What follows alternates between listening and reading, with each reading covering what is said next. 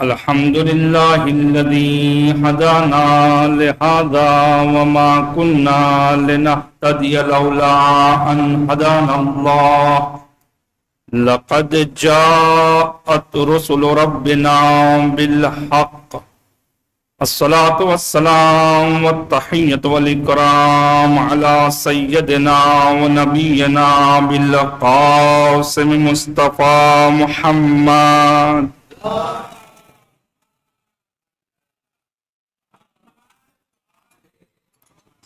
ثم الصلاة والسلام والتحية والإكرام وعلى أهل بيته الطيبين الطاهرين المعصومين المظلومين ولعنة الله على أعدائهم أجمعين من الآن إلى قيام يوم الدين أما بعد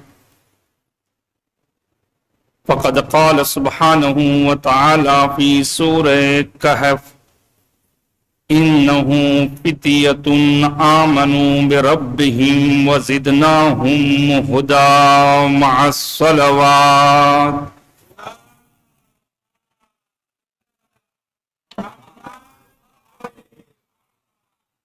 عزیزان گرامی قدر، اس مختصر وقت میں بندے حقیر نے جو موضوع کا انتخاب کیا ہے وہ ہے جوان، اہمیت جوان، یعنی انسانی معاشرے میں، ہیومن سوسائٹی میں ایک یوتھ کی کیا امپورٹنٹ ہے، کیا اہمیت ہے، اور خود انسان کی لائف میں جو پیریڈ آتا ہے جس کو ہم جوانی کا پیریڈ، جوانی کا وقت کہتے ہیں، دور کہتے ہیں، اس دور کی کیا اہمیت ہے اسلام کی نگاہ میں اور قرآن کی زبانی۔ کیا اسلام کے آنے سے پہلے بھی یہ جوانی اور نوجوانی یہ ایسی چیز ہے جو اللہ کے تکوینیات میں سے، یعنی نیچر میں سے ہے، جو دنیا نیچر پہ قائم ہے، فطرت پہ قائم ہے، ان میں سے ایک انسانی معاشرے میں ایک جوان کی جوانی بھی جو ہے وہ الہی نظام کا ایک حصہ ہے۔ جب تک ہم اس نوجوان کی جوانی کی اہمیت کو نہیں سمجھیں گے، اپنے معاشرے میں کوئی چینجنگ، کوئی بدلاؤ نہیں لا سکتے ہیں، کیونکہ آپ نے اس کے بارے میں کچھ سوچا ہی نہیں ہے، کچھ پلاننگ ہی نہیں کی ہے، کوئی اس کے بارے میں نالج ہی نہیں ہے ہمارے معاشرے میں، تو کیا ہم کیسے بدلاؤ لا سکتے ہیں؟ کیا ان نوجوانوں پر کیا کچھ کام کیا جا سکتا ہے؟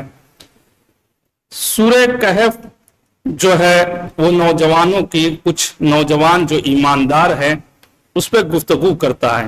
آیت ظاہراً بہت چھوٹی ہے کہ وہ نوجوان جو تھے سورہ جو غار کہف میں، آپ فلم بھی دیکھ چکے ہیں اصحاب کہف کی، اور واقعہ بھی سنا ہوا ہے، قرآن کی تلاوت بھی آپ کرتے ہیں۔ صرف میں اشارہ کرنا چاہتا ہوں تاکہ آپ میرے موضوع کو اچھی طریقے سے سمجھ سکیں۔ سورہ کہف میں پروردگار عالم ارشاد فرما رہا ہے انہو فتیتن، بتحقیق وہ جوان لوگ تھے۔ فتیون اس کے مفرد ہے، یہ سنگولر ہے، پلورل فتیتن ہے، یعنی وہ نوجوان ہیں، آمنو بربہم، وہ اپنے رب پر حقیقی ایمان لائے تھے۔ ہمارا آپ کا ایمان وہ ایمان نہیں ہے، اگر ہمارے پر کوئی مصیبت آ جاتی ہے تو ہم جو ہے اپنا ایمان سے پلٹ بھی جاتے ہیں، تھوڑی سی جو ہے بیماری آ گئی، تھوڑی سی جو ہے مال یا زلزلہ آ جائے، اگر ہمارا گھر ابھی گر جائے تو ہمارے امتحان کا جو ہے امتحان خود جو ہے ایمان کا امتحان ہو جائے، تھوڑی سی مصیبت میں ہمارا امتحان جو ہے آزمایا جاتا ہے، پروردگار عالم آزماتا ہے مومن کو مختلف مشکلات سے گزار کر۔ تو لیکن وہ نوجوان، ان کا ایمان سچا تھا، حقیقی تھا، پکا تھا ان کا ایمان، تو پروردگار عالم نے ان کی ہدایت میں اضافہ کر دیا۔ بہت زیادہ چیزیں قرآن مجید میں ہیں ایمان کے ساتھ جڑی ہوئی، اگر آپ ایمان جو ہے آپ کا قوی ہوگا تو پروردگار آپ کے ہدایت میں اضافہ کر دے گا، آپ کی نعمات میں اضافہ کر دے گا، نعمات ظاہری نہیں بلکہ معنوی نعمات، آپ کی جو حکمت ہے پروردگار عالم حکمت میں، سمجھنے میں، انڈرسٹینڈنگ میں جو وائز پرسن ہے، جو سوچتا ہے ہر چیز کی اس کے ریزن کے اوپر، یعنی ہر چیز کے عاقبت کے اوپر جو نتیجہ اس کے سامنے ہوتا ہے وہ دیکھتا ہے. اگر سچا ایمان ہو تو پروردگار عالم کہتا ہے کہ میں اس کے ایمان میں اضافہ کرتا ہوں، اس کی نعمات میں اضافہ کرتا ہوں. بہت ساری آیات ہے قرآن مجید میں جو ایمان سے ریلیٹڈ ہے. یہ نوجوان جو تھے اصحاب کہف کے اس دور کے اندر، کیونکہ آپ کو معلوم ہے کہ نوجوانی ایک ایسی ایج ہوتی ہے جس کے اندر انسان کی ظاہری جسمانی گروتھ ہونے کے ساتھ ساتھ، جسمانی بدلاؤ آنے کے ساتھ ساتھ، چینجنگ آنے کے ساتھ ساتھ، اس کے جو عقلی سمجھداری، احساساتی اور جو اس کے فیلنگز ہے اس کے اندر بھی چینجنگ اور بدلاؤ آنے لگ جاتی ہے. اس لیے اسلام جو ہے کوئی بھی حکم اس وقت تک جاری نہیں کرتا ہے جب تک اس کی عقل رشد نہ پہنچ جائے، یعنی بالغ نہ ہو جائے. بالغ یعنی بلوغ تک پہنچنا، پہنچنے کو کہتے ہیں. جیسے آپ نے آیت سنی ہوئی ہے بارہا غدیر کہ یا ایھا الرسول بلغ، اے رسول تو پہنچا دے. اس طرف سے کوئی چیز آتی ہے تو پہنچائی جاتی ہے ادھر، لیکن ادھر سے جو ہے پروردگار عالم چاہتا ہے کہ مومنین کی روح کو بلوغ دے، فروغ دے، بڑھائے، ان کے احساسات کو، ان کے علم کو، ان کے نالج کو، ان کے ایمان کو انکریز کرے، بڑھائے. اس وقت جب آپ کا ایمان، آپ کا عقیدہ بڑھتا ہے تب جا کے آپ کے احکامات آپ سمجھنے لگتے ہیں، سب چیزوں کو، اچھائی اور برائی کو. تب جا کے اسلام آ کر کہتا ہے کہ 15 سال کے قمری مہینے کے مطابق بچے پر جو ہے احکامات واجب ہو جاتے ہیں. بچی کے اوپر اس کے اعتبار سے 9 سال کی بچی کے اوپر احکامات عائد ہو جاتے ہیں. تو یہ کیوں ایج رکھی گئی ہے؟ اس وقت تک پاگل ہو تب تک جو ہے اس کے اوپر نماز واجب نہیں ہے. پاگل ہو تو اسلام کا کوئی حکم اس کے اوپر عائد نہیں ہوتا ہے. یعنی اس کا مطلب یہ ہوا کہ ایک جوان ہو، اور جوان بھی جو ہے عاقل ہو، اور جوان بھی جو ہے شجاع ہو، بہادر ہو. اسی لیے امیر المومنین نے جناب عقیل سے کہا تھا مجھے کربلا کے لیے ایک خاتون سے شادی کرنی ہے جو شجاع گھرانے کی ہو، اس سے ایک بچہ پیدا ہو جو عاقل ہو، عالم ہو، شجاع ہو، حامی امام نصرت ایمان کا حامی ہو، مددگار ہو، ناصر ہو. تو ہم انسانی معاشرے میں اگر یہ چاہتے ہیں کہ کوئی بدلاؤ آئے تو سب سے پہلے ہمیں اس پہ مد نظر رکھنا پڑے گا. اسلام یہ کہتا ہے کہ یہ جو جوانی کی ایج ہے اس کی اہمیت کو سمجھے. یہ نوجوان کے اندر دیکھیے امیر المومنین کی ایک حدیث ہے اس کے بارے میں کہ مولا فرماتے ہیں تم اپنے بچوں کو رسم و رسومات مت سکھاؤ. اب میں ایکسپلین نہیں کروں گا، یہ حدیث کو آپ کو سمجھنا ہے کہ رسم و رسومات سے مراد ہمارے معاشرے میں کیا کیا چیز چل رہی ہے. کیونکہ ایکسپلین کروں گا تو آپ کے سوچ اور آپ کے ایمان اور آپ کی مانیتا جو ہے، جو آپ جس سے ریلیٹڈ ہے، اس پر ٹھیس پہنچے گی. آپ خود سوچیں کہ ہم کون سی رسم و رسومات سے جڑے ہوئے ہیں. اپنے بچوں کو رسم و رسومات مت سکھاؤ، اس لیے کہ یہ بچے آج کے دور کے لیے پیدا نہیں کیے گئے، آئندہ کے دور کے لیے پیدا کیے گئے. تمہاری رسم و رسومات کچھ دور کے لیے ہوتی ہے. زمانے جاہلیت کی رسم و رسومات کچھ اور تھی. اسلام آنے کے بعد رسم و رسومات بدل گئی. اسلام ایک الگ چیز ہے، دین ایک الگ چیز ہے، لیکن رسم و رسومات جو معاشرے میں ایک دوسرے کو پیرنٹ، ماں باپ سکھاتے، جو نسل در نسل آپ سکھاتے، وہ مت سکھایا کرے، بلکہ اسے علم سکھایا جائے، اس کی تربیت کی جائے. ادبو، آپ اس کی تعدیب کریں، اس کو حسن اخلاق سکھائے، اس کو علم سکھائے. اس کو یہ نہیں کہ تمہارے باپ دادا یہ کرتے آئے بیٹا تم یہی کرنا. اس میں انسان جو ہے سوچنے کی پھر قوت اس میں نہیں ہوتی ہے. وہ نوجوان محدود ہو جاتا ہے، اس کی عاقبت جو ہے وہ سمجھ نہیں پاتا ہے کہ میرے اس کی عاقبت، میری آخرت کیا ہوگی. اس عمل کا یہ جو کارنامہ ہے جو میں انجام دے رہا ہوں، اس کارنامے کا آخر میں کیا نتیجہ نکلے گا وہ نہیں سمجھ پاتا ہے. اس لیے اسلام منع کرتا ہے۔ تو اس دور کے اندر اصحاب کہف جب اپنے ماں باپ کے ساتھ ایک جشن میں جاتے ہیں جس کو ہم اپنی زبان میں میلہ کہتے ہیں، وہاں پر دیکھا کہ چاروں طرف سے لوگ امڑ کر آئے ہوئے ہیں اور ایک بت ہے جس کی لوگ پرستش کر رہے ہیں، اس کے پیچھے جا رہے ہیں۔ لیکن ان میں سے ایک نوجوان نے صرف سوچا، کیونکہ دین اسلام دین توحید آ چکا تھا، اس سے پہلے بھی جناب ابراہیم کا دین اور انبیاء آ چکے تھے، ان کی عقلوں کو رہنمائی دے چکے تھے کہ آپ سوچو تو صحیح کہ ہمیں پیدا کرنے والا کون ہے، کیا اس نے جو ہمیں حکمت کے ساتھ پیدا کیا ہے، علم کے ساتھ پیدا کیا ہے، کوئی چیز بھی بغیر بنانے والے کے نہیں بن سکتی ہے، اور وہ بنانے والا اس چیز کا عالم ہوگا، حکیم ہوگا، حکمت پہ وہ بنائے گا۔ تو انسان جو اشرف المخلوقات ہے، جو بہترین مخلوق ہے اللہ کی، اس کو بھی بنانے والا کوئی عالم ہوگا۔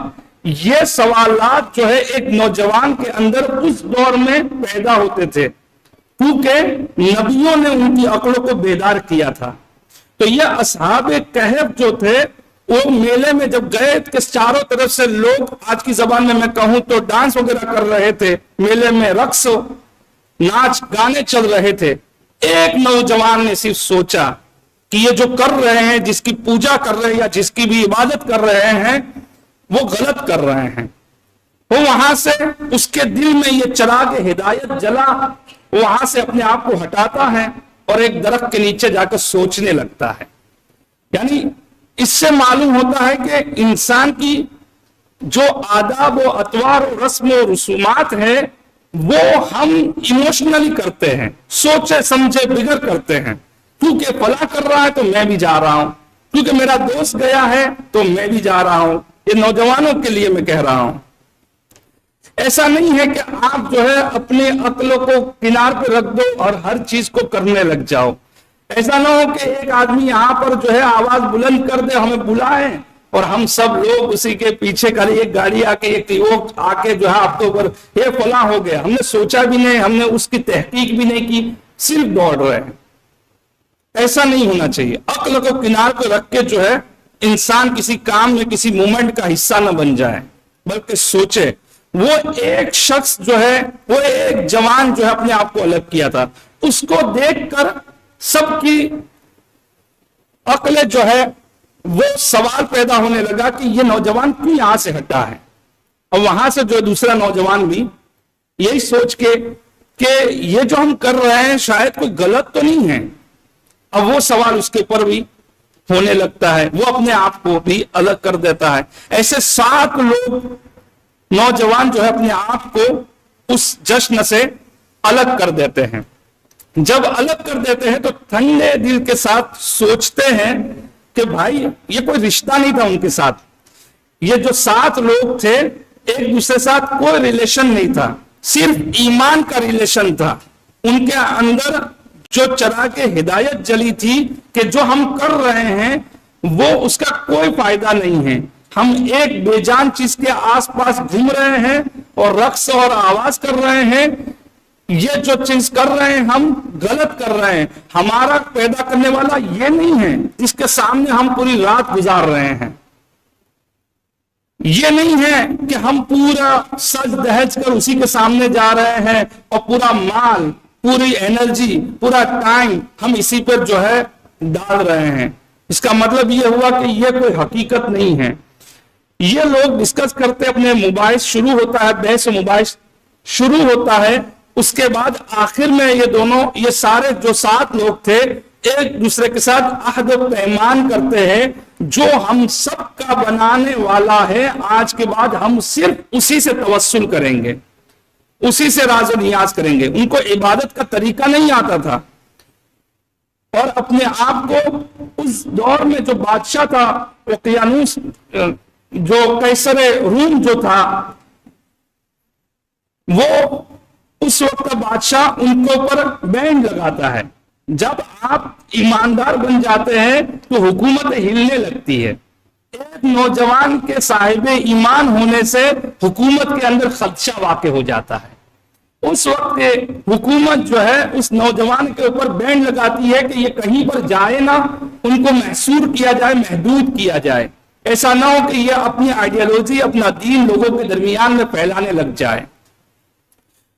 تو ان کے پیچھے دوڑتے ہیں، لیکن یہ اپنے آپ کو ایک غار میں لے کے جاتے ہیں جس کو غار کہف کہا جاتا ہے۔ اصحاب کہف کی غار کہف کے اندر اپنے کو محفوظ کر دیتے ہیں، اور پروردگار عالم ان کے ایمان کے نتیجے میں ان کی حفاظت کرتا ہے کئی سال۔ یہ پورا واقعہ تھا، لیکن یہ واقعہ سے معلوم یہ ہوتا ہے کہ اسلام آنے سے پہلے بھی یہ واقعات اس لیے قرآن بیان کرتا ہے کہ ہمارے لیے درس سے ہدایت بنے۔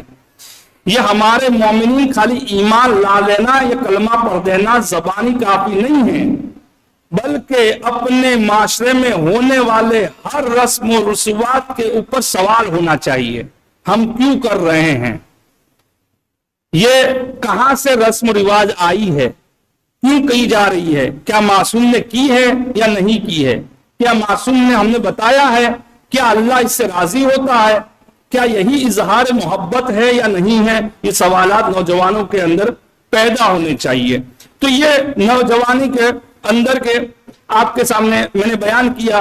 اب آئیے، بہت سارے ایسے واقعات رہنما ہوئے ہیں اسلام کے آنے سے پہلے۔ ابھی رسول خدا نے ظاہری اسلام کی تبلیغ نہیں کی تھی، رسول خدا خود 20 سال کے تھے، یا تاریخ کی روایتوں میں کہا جاتا ہے کہ 25 سال کے تھے، تو ایک پیمان، ایک حلف، ایک پرومیس، ایک وعدہ لیا گیا تھا، اس کو تاریخ کی زبان میں حلف الفضول کے نام سے یاد کیا جاتا ہے۔ یہ حلف الفضول بھی پیمان جوان مردان، اس کو اردو زبان اور فارسی زبان میں کہا جاتا ہے، عربی میں حلف الفضول۔ تاریخ کی سنی شیعہ تمام کتابوں میں یہ واقعہ تاریخی اسلامی تاریخی کتابوں میں موجود ہے۔ یہ کیا تھا؟ ابھی اسلام آیا نہیں تھا، لیکن چونکہ نیچر انسان کا فطرت جو ہے ایمان پہ خلق کیا گیا ہے، کلو مولود یولد علی فطرت الاسلام، ہر بچہ جو پیدا ہوتا ہے وہ اسلام کے اوپر پیدا ہوا ہے، یعنی نیچر پہ۔ اسلام یعنی سلامتی چاہتا ہے، وہ اپنی بھی سلامتی چاہتا ہے، اپنی انسانی معاشرے کی بھی سلامتی چاہتا ہے۔ یہ تو انسانوں کی میں بات کر رہا ہوں، یہ تو حیوانوں کے اندر بھی ہوتا ہے۔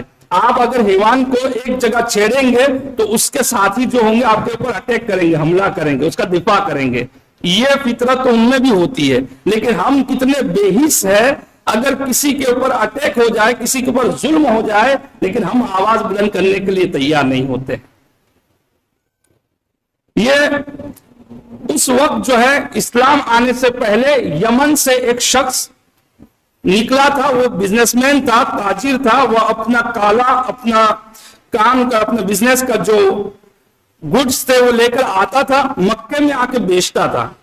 لیکن راستے کے اندر جب مصر کی بارڈر سے وہ گزرتا تھا تو وہاں پر عاص بن وائل جو اس وقت کے حکومت کے طرف سے معین کردہ شخص تھا، جو اپنی فوج کو لے کر اس راستے پہ کھڑا رہتا تھا، ہر گزرنے والے کے اوپر اٹیک کیا جاتا تھا اور اس سے مال جو ہے چھینا جاتا تھا۔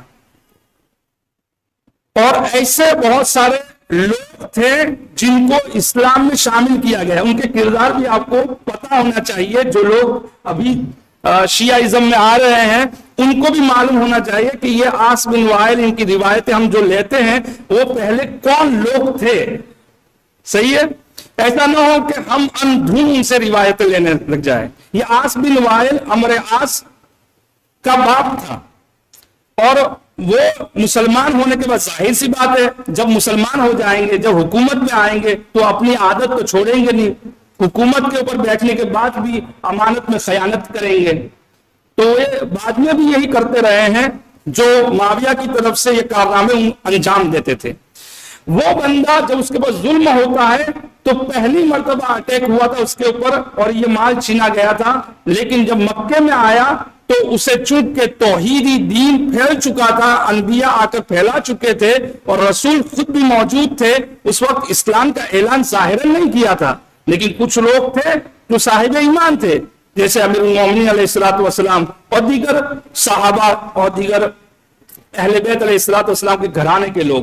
جب اس نے کعبے کے پاس آ کر حجر اسود کے پاس آ کر جب اس نے آواز بلند کی کہ مجھ پر ظلم ہوا ہے، میری مدد کی جائے، یہاں کا رہنے والا، مکہ کا رہنے والا شخص مجھ پر اٹیک کیا ہے، میں جانتا ہوں وہ حکومت کا پرسن ہے، حکومت کا آدمی ہے، اس سے میرا حق دلوایا جائے۔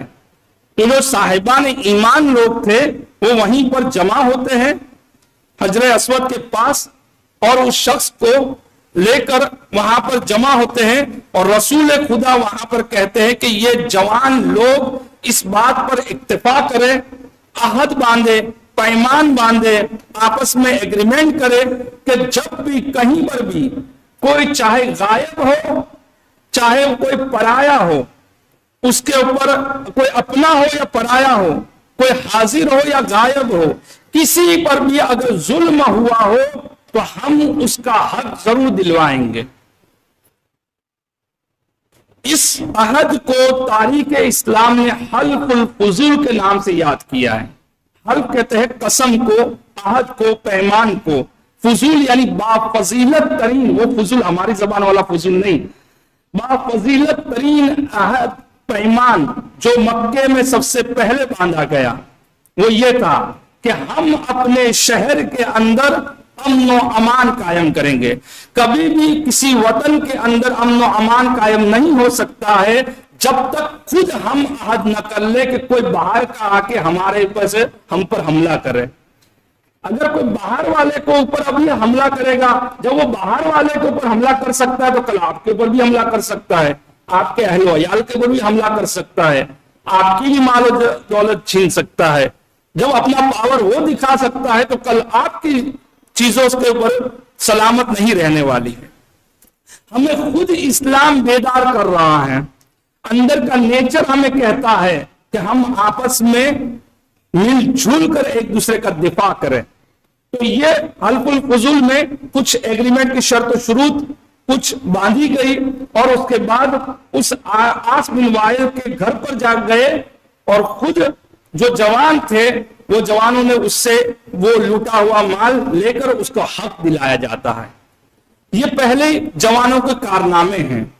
تو یہ خالی صرف تاریخ کے واقعات بن کے محفوظ نہ ہو جائے، بلکہ یہ تاریخ کے واقعات اسلام آنے کے بعد تو ہم پر اور زیادہ کچھ ذمہ داریاں عائد ہو جاتی ہے۔ اسلام سے پہلے انسان کے نیچر میں یہ چیزیں موجود تھی، تو اسلام کے آنے کے بعد تو ہم پر بہت ساری ذمہ داری اور بڑھ جاتی ہے، کیونکہ ہم اس دین کو فالو کر رہے ہیں جو عقلانی ہے، جو عقل کہتی ہے ہمیں۔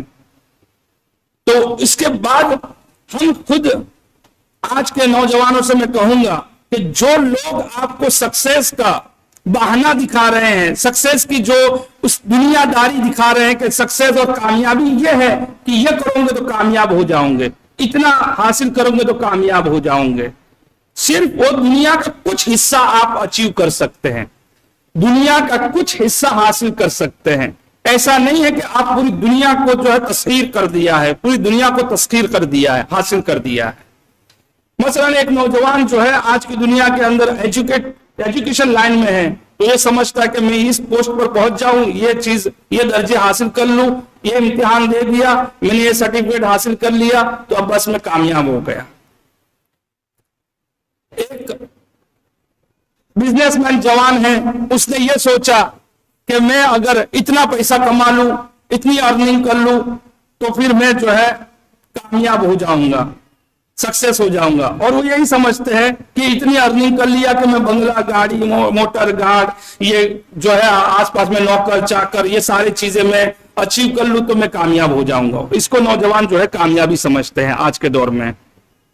یا کچھ لوگ جو ہے اپنی معروف ہونے کے لیے، فیمس ہونے کے لیے جو ایکٹر بن جاتے ہیں، اپنی خود سکیلز کو ڈیولپ کر کے ایکٹنگ کرتے ہیں، رول پلے کر رہے ہیں خالی صرف آپ۔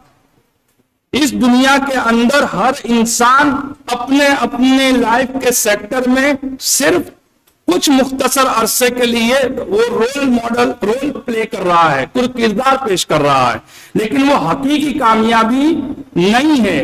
نوجوانی اور جوانی ایک ایسا پیریڈ ہے جس کے اوپر اللہ افتخار پیدا کرتا ہے، فخر کرتا ہے جب جوانی کے اندر کوئی اس کی معرفت حاصل کرتا ہے اللہ کی، اور حقیقی معرفت حاصل کرنے کے بعد جب اللہ کی اطاعت کرتا ہے، تو رسول خدا کہتے ہیں اللہ ملائکہ کو جمع کر کے فخر کرتا ہے کہ ملائکہ تم کیا عبادتوں کے اوپر فخر کر رہے ہو؟ یہ نوجوان اپنی نوجوانی کے عروج پر ہے، شہوت اس کے اوپر غلبہ عائد کیے ہوئے ہے، پھر بھی یہ اپنے نفس کو کنٹرول کر کے میری بارگاہ میں آیا ہوا ہے۔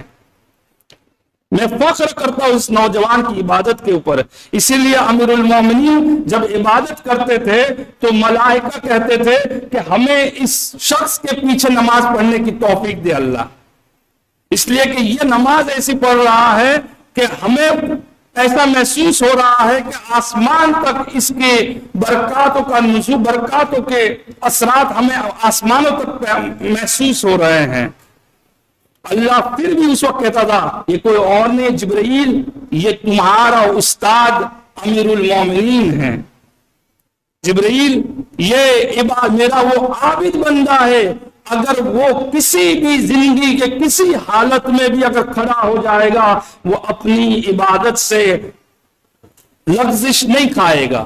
اور لوگوں نے دیکھا ان کی عبادتیں کہ میدان جنگ میں ہیں، ان کے پیر میں تیر بھی لگ جاتا ہے، تیر نکل جاتا ہے، لیکن امیر المومنین کی عبادت میں لغزش نہیں آتی ہے۔ یہ نوجوانی کے امیر المومنین کے عبادت کا اثر ہے، لیکن حقیقی کامیابی امیر المومنین خود رسول خدا فرماتے ہیں محبوب ترین اللہ کا بندہ وہ ہے، وہ نوجوان ہے جو اپنی جوانی کے اندر اللہ اپنے آپ کو اللہ کے حوالے کر دے، سلنڈر کر دے، تسلیم کر دے، اور اللہ کا حقیقی مطیع بن جائے، فرما بردار بن جائے۔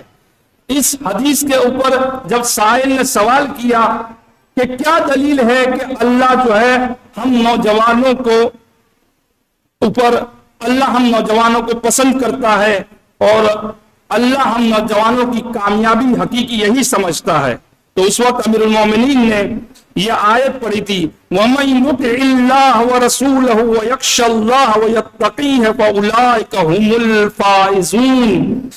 جو بھی بندہ اپنی نوجوانی کے اندر اللہ کی اطاعت کرتا ہے اور رسول کی رسالت کو قبول کرنے کے بعد ان کی اطاعت کرتا ہے، اور آپ کو معلوم ہے کہ رسول کی اطاعت اس وقت تک نہیں ہوتی جب تک اہل بیت کی اطاعت نہ کی جائے، کیونکہ بارہا بہت ساری حدیثیں ہیں من یطیع الحسن والحسین شباب اہل الجنہ من احب الحسین احبنی من اطاع الحسین اطاعنی، بہت ساری حدیثیں موجود ہے، ایک ایک اہل بیت کی فرد کے لیے سنی شیعہ کتابوں میں یہ حدیث موجود ہے کہ رسول خدا بارہا فرماتے تھے کہ کون ہے جو بھی امام حسین سے محبت کرے گا گویا مجھ سے محبت کرے گا، جو مجھ سے محبت کرے گا گویا اللہ سے محبت کرے گا، جو حسین کی اطاعت کرے گا گویا میری اطاعت کرے گا، جو میری اطاعت کرے گا وہ اللہ کی اطاعت کرے گا۔ یہ سلسلہ اہل بیت کے لیے، ہر فرد کے لیے، جناب زہرا کے لیے، امام علی کے لیے بہت روایت میں ملتا ہے۔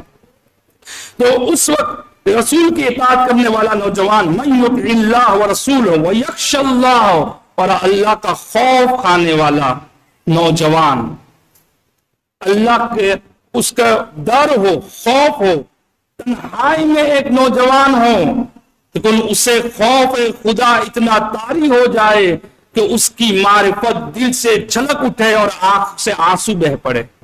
امیر المومنین فرماتے مجھے بہت پسند ہے وہ نوجوان جو تنہائی کے اندر اللہ سے مناجات کرتا ہے، راز و نیاز کرتا ہے اور گریہ کرتا ہے۔ تو اللہ کا خوف جب طاری ہوگا تبھی آنکھ سے آنسو بہ سکتے ہیں، نہیں تو ایسے نہیں ہو سکتا ہے۔ جب اللہ کی عظمت آپ کے سامنے ہوگی تب آپ گناہ کو کم کر سکتے یا کنٹرول کر سکتے ہیں۔ اگر اللہ کو آپ نے بھلا دیا ہے، اللہ کی معرفت، اللہ کے بارے میں کوئی کسی بھی طرح کا آپ لیسن نہیں لے رہے ہیں، سبق نہیں لے رہے ہیں، تو پھر آپ کی معرفت گھٹتی جائے گی، کم ہوتی جائے گی، ایمان آپ کا ضعیف ہوتا جائے گا، پھر یہ تقوی، یہ اللہ کا خوف آپ سے چلا جائے گا۔ جو بھی اللہ سے ڈرتا ہے وہ یتقی ہے اور پرہیزگاری اپناتا ہے۔ میں پہلے بھی مثال دے چکا ہوں کہ تقوی پرہیزگاری کسے کہتے ہیں، تقوی کسے کہتے ہیں؟ اپنے نفس کو کنٹرول کرنا. سامنے بہت ساری چیز دنیاوی ہے لیکن آپ ڈیسیزن لے رہے ہیں اس وقت اپنے نفس کو کنٹرول کرنا ہے کہ میں کیا کروں اور کیا نہ کروں. اس وقت بھی ہماری عقل کا امتحان ہے.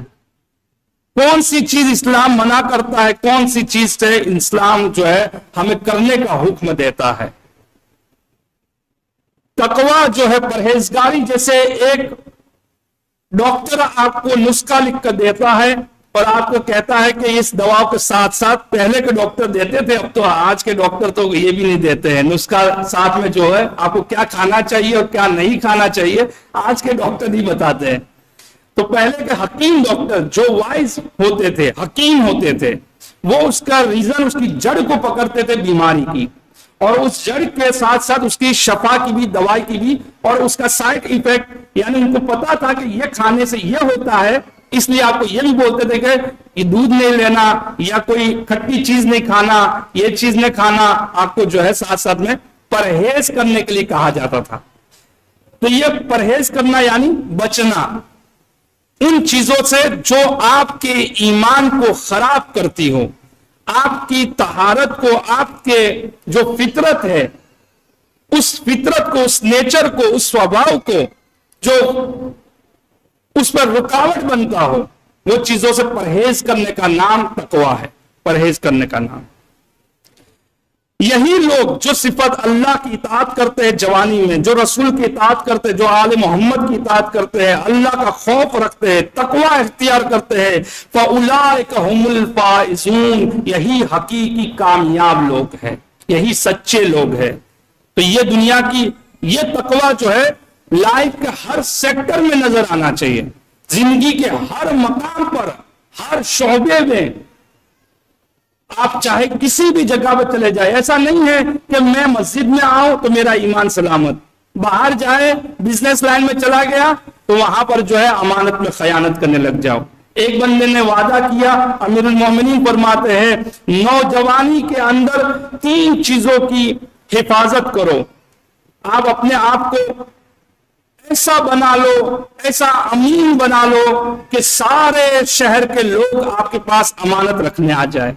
اور وہ کردار رسول خدا نے اپنا کر بتایا، اور امیر المومنین کے بعد جو ہے ان کی امانتیں رکھ کر بتایا، اور ہر شخص کی امانت کو اس کے حقدار تک پہنچا کر بتایا کہ یہ کردار ہمارا ہے.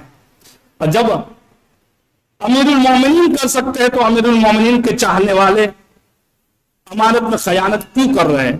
اگر کسی ایک شخص نے آپ کو گاڑی یا گھر یا آپ کو تھوڑی دیر کے لیے دکان سونپی ہے یا آفس سونپی ہے تو اس کی قلم بھی ادھر سے ادھر نہیں ہونی چاہیے. یہ ایمانداری ہے. اگر آپ نے کیا ہے تو اس کو بتایا جائے، اسے پرمیشن لی جائے، یہ امانت داری ہے. لیکن ہم دیکھتے ہیں کہ نوجوانوں کے اندر بہت سارے واقعات ہیں. ابھی یہاں سے مجلس اٹھ کے جاتے ہیں، مجلس میں سے باہر گئے، کل کوئی عہد ہو گیا، وعدہ ہو گیا، ڈیل ہو گئی ایک کے ساتھ، اور اسی کو جو ہے دھوکہ دے رہے. پھر مجلس کا فائدہ کیا ہے؟ کیوں آئے تو مجلس میں نہیں آنا تھا. جس پر عمل نہ کیا جائے وہ موعظہ، وہ نصیحت کسی کام کی نہیں ہے، وہ ہدایت کسی کام کی نہیں ہے. ہماری زندگی، ہماری موت اور حیات کا مقصد ہی فَأَحْسَنُوا عَمَلًا ہے. احسن ترین، بہترین عمل کرنا ہے. جو سنو ابھی سے عمل کرنے لگ جاؤ اس کے اوپر. تو 3 چیزیں، ایک عہد و پیمان، کسی نے اگر آپ کے ساتھ قرارداد کی ہے، کسی نے آپ کے ساتھ کوئی ایگریمنٹ کیا ہے کسی بات کا، تو اس کے ساتھ دھوکہ نہ دیں، وفاداری اپنائیں. حضرت عباس کی وفاداری کا پیغام ہی یہی ہے. وفاداری کرے اپنے سامنے، اپنے کلائنٹ کے ساتھ، اپنے سامنے والے آدمی کے ساتھ جو آپ کے ساتھ اپنا رہا ہے. دوسرا، امانت میں خیانت نہ کرے، اور سچی زبان، صدق الحدیث. یہ 3 چیزیں امام علی علیہ السلام دیکھنا چاہتے ایک نوجوان کے اندر. دوستو، اس کے ساتھ ساتھ ہمیں بہت ساری چیزیں اپنانی. یہ موضوع بہت وسیع ہے، اس پہ ایک تقریر تو میں کسی کے گھر پہ بھی کر چکا ہوں، لیکن وہ مطالب میں نے آج نہیں پڑھے ہیں، دوسرے مطالب پڑھے تاکہ وہ مجمع جو ہے سن چکے ہیں تو وہ یہ تکراری بات نہ ہو. لیکن اس کے ساتھ ساتھ دو چیزوں کی طرف میں توجہ دلاؤں گا کیونکہ وقت کم ہے، اس لیے ایک یہ ہے کہ ہمارے یہاں خطابت و کتابت کا بالکل رجحان نہیں ہے۔ خطابت یعنی سلیکٹیو الفاظ میں بات کرنا اور افیکٹو الفاظ کے اندر جو اثر انداز کرے سامنے والے کو۔ آپ جتنے بھی معصومین کے لٹریچر کو دیکھیں گے، چاہے وہ دعائیں ہوں، چاہے وہ خطبات ہو، چاہے وہ احادیث ہو، ان کے الفاظ بہت کم ہوتے تھے، لیکن وہ حدیث سے قیامت تک کے لیے پیغام ہدایت ہے۔ آپ دیکھ لیجئے، ابھی دعا کمل کھول دیجئے، آپ دیکھ لیجئے دعا ابو حمزہ استعمالی لے لیجئے، جو اللہ کی توحید کا اقیانوس ہے، جو دریا ہے، سمندر ہے، ایسی کوئی شخص بات نہیں کر سکتا ہے۔ صحیفہ سجادیہ دیکھ لیجئے، اور ساتھ ساتھ میں اس دور کے حکمرانوں کو لیٹر لکھتے تھے، جو نام امیر المومنین کے معاویہ کو اور دیگر جو بادشاہوں کو لکھے ہوئے نہج البلاغہ میں فصاحت و بلاغت اس کو کہا جاتا ہے۔ ایک نہج تھی، ایک طریقہ تھا جو لٹریچر پہنچانے کا، اپنا علم، اپنے جو مانیتہ ہے، جو ہم مان رہے، جو عقیدہ ہے، اس کو ان الفاظ کے اندر پہنچایا جائے، اس طور طریقے کے اندر سامنے والے کو پہنچایا جائے جو اثر انداز بھی ہو، جو ہمارے معاشرے میں کسی طرح کا یہ رواج بالکل نہیں ہے۔ جبکہ رسول خدا کی بہت ساری حدیث ہے کہ آپ اپنے بچوں کو بولنا سکھائیں۔ جب بچہ بولتا ہے تو پہچانا جاتا ہے، کہاں کیا بولنا ہے، کیسے بولنا ہے، یہ سکھایا جائے۔ اس کا مطلب یہ نہیں کہ آپ خطابت، یہ خطابت مراد لے لیں، ہر جگہ کے اوپر اپنے معافی ضمیر کو پہنچانے کے لیے، اپنے تھاٹس، اپنی آئیڈیالوجی، اپنی سوچ کو پہنچانے کے لیے الفاظ کی ضرورت ہے۔ تو بہترین زبان سکھائے۔ یہ زبان ہم سکھا رہے ہیں، انگلش میں اسکول میں جا رہا ہے بچہ، اسکول میں انگلش پڑھ رہا ہے، گھر میں گجراتی یا اردو بول رہا ہے، باہر آ رہا ہے تو جو ہے بچوں کی زبان میں بات کر رہا ہے۔ یہ سارے کوئی بھی ایک زبان اس کی صحیح نہیں ہے۔ ہم کھو رہے ہیں اپنے بچے کو، یا انگلش میں تو انگلش پراپر سکھائیں، آپ اس کو لکھنا، پڑھنا، بولنا، آپ کا گھر کا ماحول انگلش کر دے، ایک خاص زبان کے اندر آپ کو کریں اس کو۔ پھر کچھ ایج کے بعد اس بچے جب ٹرین ہو جائے تب دوسری زبان کی طرف آپ لے کر آئیں۔ ابھی بچوں کو لکھنا ہم مکتب میں دیکھتے ہیں، کس بچے کو کس طریقے سے پڑھائے ہمیں سمجھ میں نہیں آتا ہے۔ اس کو کسی کو گجراتی آتی ہے تو کسی کو انگلش پڑھا ہوا ہے تو اس کو لکھنا بھی نہیں آتا ہے، پھر رومن لینگویج بھی لکھنا نہیں آتی ہے۔ تو جو ہم پیغام دینا چاہتے ہیں، جو تربیت کرنا چاہتا ہے، وہ کسی زبان میں نہیں ہو سکتی ہے۔ دوسری بات، رسول خدا بھار دیتے تھے، اکتبوا قید العلم، آپ لکھو، پڑھو۔ خود قرآن کہتا ہے جب قرآن نازل ہوا تو سب سے پہلی وہی اقرا، آپ پڑھو۔ ہمارے یہاں ریڈنگ کا کوئی بھی شعور نہیں ہے، کتاب ہم پڑھتے ہی نہیں ہیں، بالکل نہیں ہے۔ اگر پڑھتے بھی ہے تو میسج پڑھتے ہیں، اس کا کوئی فائدہ نہیں ہے۔ کتابوں کا رجحان نہیں ہے، لکھنے کا باقاعدہ اس کو ہمارے یہاں بہت سارے کمپٹیشن ہو رہے ہیں۔ آج کل سب لوگ کہتے بھی ہیں مجلس کمپٹیشن رکھو، فلاں کمپٹیشن رکھو، فلاں کمپٹیشن رکھو، لیکن حقیقت کے اندر کوئی بھی ابھی اتنا بیدار نہیں ہے کہ اپنے بچوں کو کسی کے اوپر کوئی آرٹیکل لکھوائے، کوئی ایک موضوع کے اوپر ہم بیدار کریں اپنے بچوں کو وہ لکھ سکے۔ نہیں ہے ہمارے بچوں کے اندر وہ صلاحیت۔ اہل بیت کے گھرانے میں خطبے رٹائے جاتے تھے۔ جناب زہرا کا جو خطبہ فدق ہے جناب زینب کو یاد تھا، امیر المومنین کا جو خطبہ ہے وہ امام حسن امام حسین کو یاد تھا کہ وہ آ کر جو ہے سناتے تھے۔ رسول خدا کے جو باتیں ہوتی تھی وہ آ کر امام حسن امام حسین سنایا کرتے تھے اپنی والدہ کو، اور لکھتے بھی تھے۔ تو بہت سارے جو ہے لکھنے پڑھنے کا ہمارے ہاں رسم و رواج جو ہے وہ ختم ہو چکا ہے، جس کے اوپر اسلام ہمیں بہت بھار دیتا ہے۔ اپنے علم کو قید کرو قلم کے ذریعے سے، اس لیے کہ ایک ایسا وقت آئے گا کہ لوگ آپ کے لکھے ہوئے سے مانوس ہوں گے۔ جو یہ نیٹ ورک جو بچھایا جا رہا ہے آپ کو، یعنی لکھنے سے مراد ہو سکتا ہے کہ لکھنے سے مراد یہی خالی قلم اور کاغذ نہ ہو، آپ نوٹ کرو ان باتوں کو، کیونکہ انسان کی سوچ جو ہے وہ کہیں چلی جاتی ہے، یا انسان کا بولا ہوا جملہ جو ہے ہواؤں میں گم ہو جاتا ہے، لیکن جب اس الفاظ کے اندر ڈال دیتا ہے، قید کرتا ہے، تو باقی رہ جاتا ہے۔ وہ چاہے آپ سوشل میڈیا پہ لکھ کے رکھیں، اب جیسے بھی آپ اپنی محفوظ کریں کتابت کے ذریعے سے، کتابت کا لفظ موجود ہے روایات کے اندر۔ بس عزیزو، تو ویسی جب یہ علم آتا ہے تو کہیں پر بھی کوئی بھی شخص جو ہے اپنے بچے کو کہیں پر بھی پوچھے تو آپ کا بچہ جواب دے سکے۔ جیسے ایک واقعہ آپ کے سامنے پیش کرنا چاہتا ہوں، ایک بہت ہی سخت مزاج کا بادشاہ گزرا ہے، حجاج بن یوسف، جس کا نام سنا ہوگا آپ لوگوں نے۔ وہ شیعوں کا بہت بڑا قاتل تھا، جب تک وہ کسی شیعہ کا سر کٹا ہوا اپنے سامنے نہیں دیکھتا تھا وہ ناشتہ نہیں کرتا تھا۔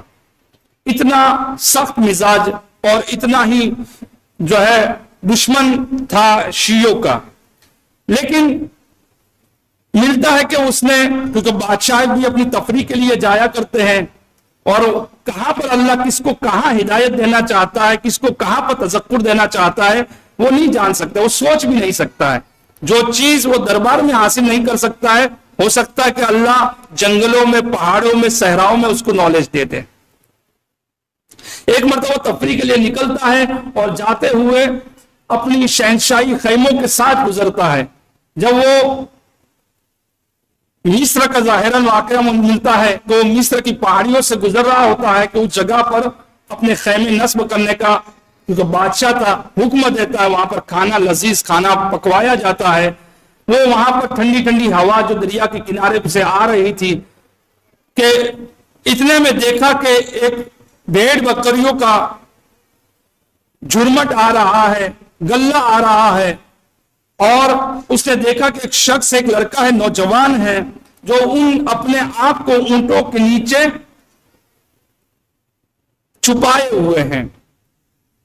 اس نے وہ سمجھ چکا، کیونکہ آپ جانتے ہو یمن اور مصر اور جارڈن یہ ساری وہ جگہیں جہاں پر بہت گرمی پڑتی ہے، اتنی صحراؤں میں گرمی پڑتی ہے کہ وہ خود جانوروں کا سہارا لیتے ہیں، خود جانور کی بھی گرمی ہوتی ہے جو وہ چھوڑتے ہیں، وہ اپنے آپ کو چھپائے ہوئے ہیں۔ یہ شہنشاہی حکومت کے ساتھ یہاں سے بیٹھا ہوا دیکھ رہا تھا یہ منظر کو، ایک مرتبہ اپنے نوکر چاکر کو کہتا ہے کہ جاؤ اس نوجوان کو بلا کر لے کر آؤ۔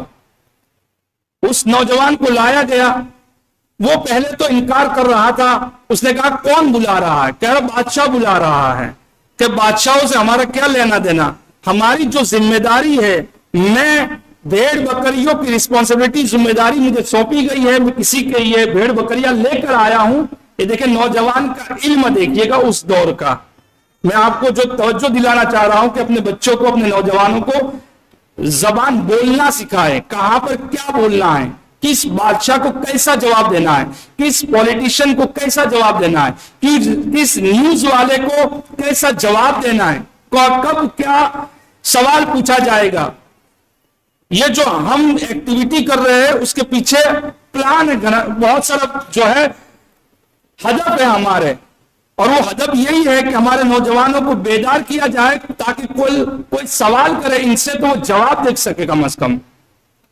وہ نوجوان جو ہے کہتا ہے ہم سے بادشاہوں سے کیا لینا دینا ہے، ہماری جو ذمہ داری وہ میں نبھا رہا ہوں، مجھے چھوڑیے۔ لیکن انہوں نے زبردستی کیا تو وہ چلا، اور جب آیا ہے تو اس نوجوان کو اندر بلاتے ہیں، کہہ رہا ہے کہ ہمیں ٹھنڈی ٹھنڈی بادشاہوں کے درباروں کی ہوائیں نہیں کھانی ہیں، ہمارے لیے صحراؤں کی گرمی ہی بہت اچھی ہے، اس لیے کہ اگر میں نے بادشاہوں کے درباروں کی ہوائیں کھا لی تو میں دنیا سے مانوس ہو جاؤں گا، لذت دنیا میں حاصل کر لوں گا، اور اللہ کی لذت سے میں دور ہو جاؤں گا۔ یہ ہے معرفت اس کے اندر، جو کوٹ کوٹ کر بھری ہوئی ہے، جو جواب دے رہا ہے۔ ایسے ہر کسی کے جواب نہیں نکلتے ہیں۔ بادشاہ نے کہا کہ چل چھوڑیے، بات چھوڑیے، آئیے، کھانا بچھا ہوا ہے، لذیذ کھانا پکا ہوا ہے، مجھے لگتا ہے کہ تجھے کھانا نہیں ملا ہے۔ اس نے کہا بے شک مجھے کھانا نہیں ملا ہے، لیکن آپ کے درباروں کا کھانا میں نہیں کھایا کرتا ہوں۔ اس نے کہا کہ لذیذ کھانا سوفرے پہ کم از کم بیٹھ جائے، کہ میں سوفرے پہ بھی نہیں بیٹھتا ہوں، اس لیے کہ میں ایک عظیم گھرانے کے ایک عظیم ترین ذات کا مہمان ہوں۔ اس نے کہا کون سی ذات ہے جو مجھ جیسے بادشاہ سے بھی عظیم ہے؟ اس نے کہا میں روزے دار ہوں، اور روزے دار جو ہے اللہ کا مہمان ہوتا ہے۔ یہ شعور ہے ہمارے بچوں کے اندر جواب دینے کا؟ یہ معرفت ہے ہمارے بچوں کے اندر جواب دینے کی؟ نہیں ہے۔ ہم معمولی سمجھتے ہیں ان باتوں کو۔ یہ اگر اتنی بات جو ہے آج کے حکمرانوں کو بتائی جائے نا، حکمران کانپنے لگ جائے، بادشاہ ہلنے لگ جائے، جو حقیقی تعلیم اسلام کی۔ اس نے کہا میں اللہ کا مہمان ہوں، اللہ کا مہمان ہو کے میں اللہ کی مہمانی کو میں ٹھکرا نہیں سکتا ہوں۔ وہ سب سے بڑا بادشاہ جو تجھ پر بھی حکومت کرتا ہے، وہ جب چاہے گا تیری ایک ساتھ کو ایک ڈور کو روک سکتا ہے۔ وہ گھبرائے ایک مرتبہ۔ یہ درس دینے کا طریقہ ہے جو بادشاہ کو بھی تذکر دیا جاتا ہے اس طریقے سے کہ چھوڑیے لذیذ غذاؤں کو، مجھے جو ہے میں جب روزہ کھولوں گا، افطار کروں گا، مجھے اہل بیت نے تعلیم دی ہے کہ میں شیعہ ہوں، میں فخر کرتا ہوں کہ میں شیعہ ہوں، کہ اہل بیت کی محبت میرے دل میں ہے، کہ تجھ جیسے درباروں کا کھانا ہم نہیں کھاتے ہیں جو لوگوں کے مالوں کو لوٹ کر مال غنیمت کے اوپر فخر کر رہا ہے، اور مجھے کہہ رہا ہے کہ تم کھاؤ، تم سے اچھے تو فقیروں کے گھروں کے کھانے اچھے ہیں۔ یہ جواب صرف ایک بیدار نوجوان ہی دے سکتا ہے۔ بس نوجوانوں، میں یہی چاہوں گا کہ ہمارے اندر یہ شعور پیدا ہو کہ ہم اپنی نوجوانی کی اہمیت کو سمجھے اور علم کو بڑھائے، معرفت کو بڑھائے، اور اپنے معاشرے میں وہ کارنامے انجام دے جو رہتی دنیا تک اثر انداز اس کا اثر باقی رہے، جو کربلا نے نوجوانوں نے ہمیں کر کے بتایا۔ حضرت عباس نے 32 سال کی یا 33 سال کی ایج میں 18 سال کے کڑی جوان علی اکبر نے کر کے دکھایا ہے، جو آج بھی ہم اس وفا کے اوپر، اس شجاعت کے اوپر فخر کرتے ہیں۔ وہ حمایت جو اپنے زمانے کے امام کی حمایت کی ہے۔ ایک حدیث میں ملتا ہے کہ زمانے کے امام کے جو ناصر اور مددگار ہوں گے وہ جوان ہوں گے۔ غیبت شیخ توسی علیہ الرحمہ میں یہ حدیث موجود ہے امیر المومنین کی۔ تو ہم اپنے زمانے کے امام کا انتظار تو کریں، تو ان کی نصرت کے لیے بالکل آگے نہ بڑھے، ان کی مدد کے لیے کوئی چیز بھی ہم نہ سیکھے، نہ معاشرے میں کوئی ہمارا رسوخ ہو، ایسا نہ ہو، بلکہ اپنے آپ کو تیار کرے، آمادہ کرے امام زمانے کے ظہور کے لیے۔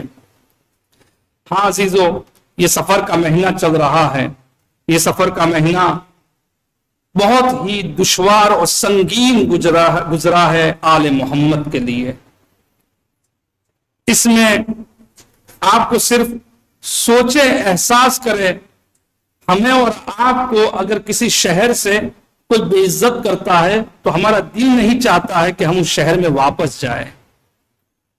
اگر کسی شہر کے اندر عزت نہیں ملتی ہے تو ہم اس جگہ پر رہنا ہم پسند نہیں کرتے ہیں۔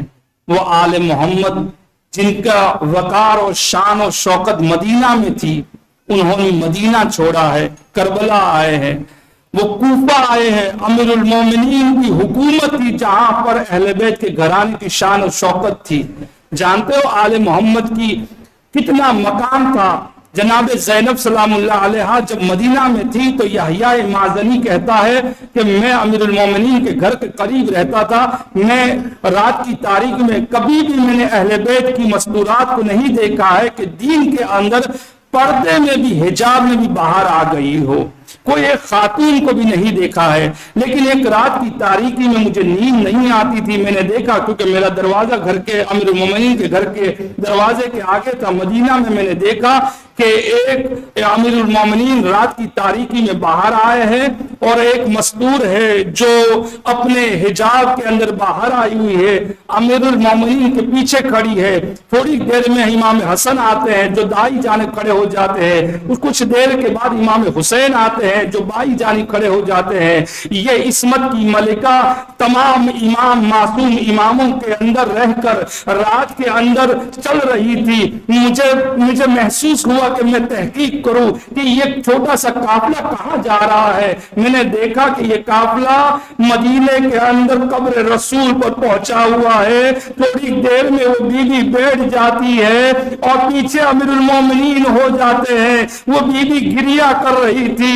جب صبح نمودار ہوئی مجھ سے رہا نہیں گیا، میں دین کے اندر امیر المومنین کو راستے میں ملاقات کی۔ امیر المومنین سے میں نے پوچھا، علی میں رات میں آپ کو دیکھا ہے کہ آپ کے پیچھے ایک بیوی مستور تھی، مولا مجھے معاف کرنا کہ میں آپ سے سوال کر رہا ہوں، صرف مجھے معلوم کرنا ہے، آقا آپ کے گھرانے کی بے حرمتی کرنا میرا مقصد نہیں ہے۔ امیر المومنین کہتے ہیں اے یحییٰ مازنی، وہ کوئی اور نہیں تھی، وہ رسول کی نواسی زینب تھی۔ جب سے رسول کی شہادت ہوئی ہے زینب مجھے کہتی تھی کہ بابا علی میری ماں کو بھی اپنے بابا کی وفات کے بعد رونے نہیں دیا گیا ہے۔ بابا علی مجھے یہ نصیب ہو جائے کہ میری ماں کو تو رونے نہیں ملا ہے، مجھے رات میں لے کر جائے تاکہ کوئی نامحرم مجھے نہ دیکھ لے۔ اللہ اکبر، یہ مدینہ کا منظر ہے عزادارو، یہی زینب جو کربلا سے کوفہ میں شام تھا بے مکنا و چادر پھرائی گئی ہوگی تو کس طریقے سے برداشت کیا گیا ہوگا۔ مقتل کی کتابیں کہتی ہے 14 یا 26 شہروں سے آل محمد کے قافلے کو گزارا گیا ہے، 72 بازاروں سے گزارا گیا ہے، 144 گلیوں سے گزارا گیا ہے، 228 موڑوں سے یہ صرف قافلہ گزارا نہیں گیا ہے، شہروں کے اندر شہر سجائے جاتے تھے، درباروں کے اندر دربار سجائے جاتے تھے، آگے آگے شہیدوں کے سر ہوتے تھے، پیچھے پیچھے آل محمد مکنا و چادر ہوتی تھی، اور کہا جاتا تھا شہر والوں یہ باغی کی بہن آ رہی ہے۔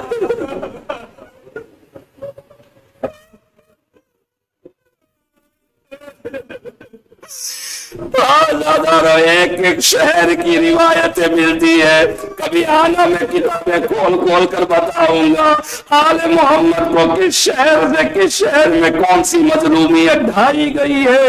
لوگ ہم سے پوچھتے ہیں اہل سنت برادران کہ آپ شہراؤں میں کیوں گزرتے ہیں، کیوں آپ اپنے گھروں میں مجلسیں کرتے ہیں، اپنے امام باڑوں میں کیوں مجلسیں کرتے ہیں؟ جانتے ہو مسلمانوں، آل محمد کو 14 یا 26 شہروں سے گزارا گیا ہے، ہر جگہ پر بے عزتی کی گئی ہے۔ جب یہ پیاسے بچے بلکتے تھے تو انہیں صدقے کی کھجوریں پھینکی جاتی تھی، اگر کوئی چاہنے والا چادر بھی دیتا تھا تو تمہارا چادر چھینی جاتی تھی۔ بس آخری منزل پر میں پہنچنا چاہتا ہوں، جب یہ قافلہ شام پہنچا ہے، شام میں حلب نامی شہر ہے، جو لوگ زائرین زیارت کے لیے گئے ہیں وہ تائید کریں گے، وہاں پر ایک مقام راس الحسین ہے، امام حسین کا سر کا مقام ہے۔ جانتے ہو جب یہ لوٹا ہوا قافلہ وہاں پہنچا، امام حسین کا نیزہ جس نے تھاما تھا وہ نیزہ وہیں رک جاتا ہے اور امام حسین کا سر وہیں پر گر پڑتا ہے۔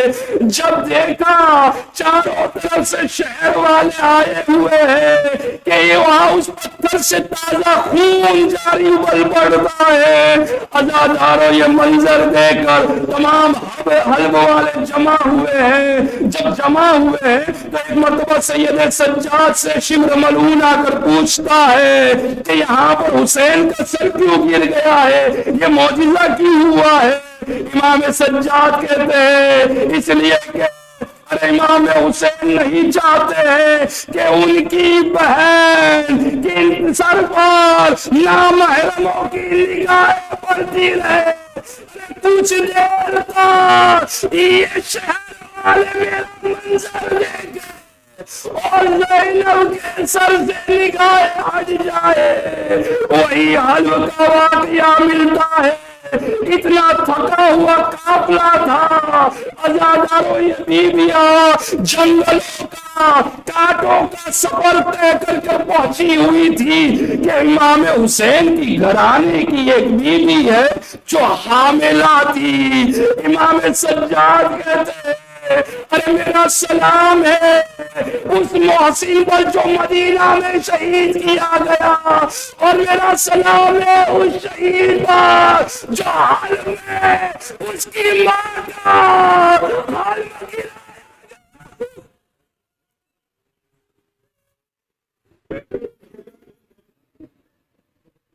یہ میری ماں مصائب کو سمجھ سکتی ہے. عزاداروں یہ حامل کسے کہتے ہیں؟ ماں کے پیٹ میں جو بچہ ہوتا ہے. جب بیویاں وہاں پہنچی ہے تو ایک خاتون حاملہ تھی, اس کا بچہ گر جاتا ہے. سید سجاد ناتوانی میں ہاتھ میں لے کر اللہ کی بارگاہ میں کہتے مارے پروردگارا اس معصوم بچے نے تو کوئی گناہ نہیں کیا,